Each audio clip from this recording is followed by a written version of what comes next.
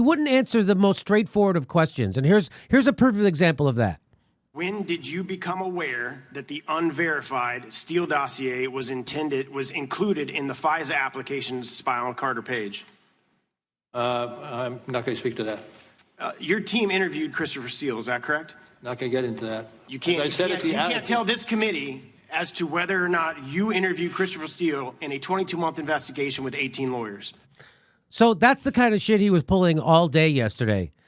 Christopher Steele, who was the author of the Trump dossier, the Steele dossier, which they used to get the FISA warrant. I can't talk about that. What? Did you interview that guy? The guy who's the central figure of this whole goddamn thing? Did you interview him? No, I can't tell you. Because I'll tell you what happened.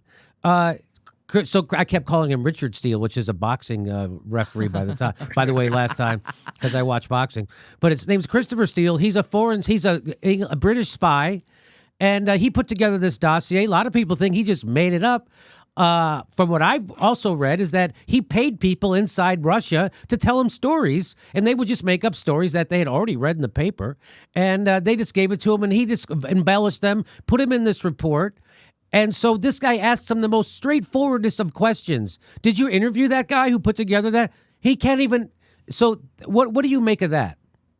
Well, yeah, I mean, it's glaring that, Mueller, at some point, he seemed even unfamiliar with who Fusion GPS is, which is the firm that made the Steele dossier. And he wouldn't answer so many basic questions, including whether or not he interviewed Glenn Simpson, who's the founder of Fusion GPS, who, by the way, met with the key participant in the infamous Trump Tower meeting. And, compare these moments where Republicans are asking Mueller these probing questions, and either he can't answer, or when he does answer, so many times he displays a lack of familiarity with his own report, and he stumbles. And compare that to what we get from Democrats. We get Democrats sounding like unhinged lunatics. Yes. Jackie Speer, at a certain point, said that, Mr. Mueller, I have to quibble with your language in the report that the Russians engaged in sweeping and systematic fashion. I believe it was an invasion. And Adam Schiff calling, alleged Russian email hacking and social media posts the worst ever attack on our democracy by a foreign power. And Schiff then going on this long sort of sanctimonious monologue about how terrible it is to receive foreign assistance. What he leaves out is that his only examples for receiving, for Trump, the Trump campaign receiving foreign assistance are fictional. It's based on Rob Goldstone writing a letter an email to John Jr. and offering compromising information from Russia, and John Jr. saying, yeah, if that's what you say it is, I love it. But Schiff leaves out that Goldstone made all that up. There was no actual information from the Russian government. Schiff also leaves out that, by contrast, the Democratic Party took foreign information, not only from Christopher Steele, but from the government of Ukraine, and they actually used it. They actually used it to great effect because they got this, what looks like a fake story about Paul Manafort, and a ledger for payments to him from Ukraine. They used that to get him fired because that was leaked and then he had to resign.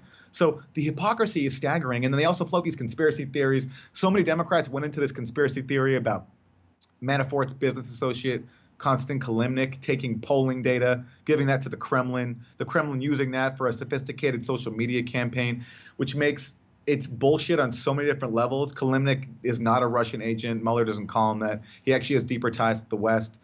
The Kremlin had nothing to do with the social media campaign, as Mueller even had to acknowledge recently. And if the Kremlin had something to do with the social media campaign, none of it, or barely any of it, was about the election. It was just juvenile memes about Buff Bernie and Jesus and masturbation hotlines. So when you Aaron, when you see them use language like Mueller used, the sweeping.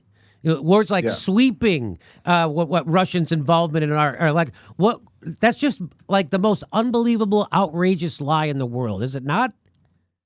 It's a straight up lie. The fact that he had to say that the social media operation, he suggested that the social media operation was a part of the sweeping and systematic operation, but he then had to admit in court that actually he has no evidence that social media activity came from the Russian government, shows how disingenuous he is. And, in the hearing, he said, the Russian interference is one of the most serious threats I've seen in my lifetime, and they're doing it as we sit here. And he has no evidence for that.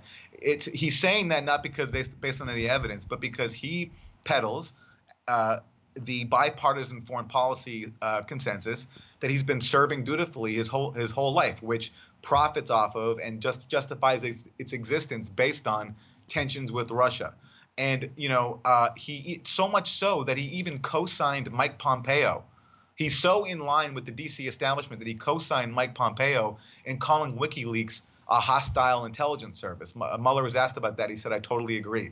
So that's who our hero is. Not just someone who has no idea what his own investigation is about, but somebody, when he does know what he's talking about, is endorsing Mike Pompeo, Trump's Secretary of State, in calling WikiLeaks a publisher of U.S. government secrets, and a very valuable one, probably the most important publisher of secrets in the world. Mueller is co-signing that. And so that's who we've been cheering on. And he was on vivid display for everybody to see.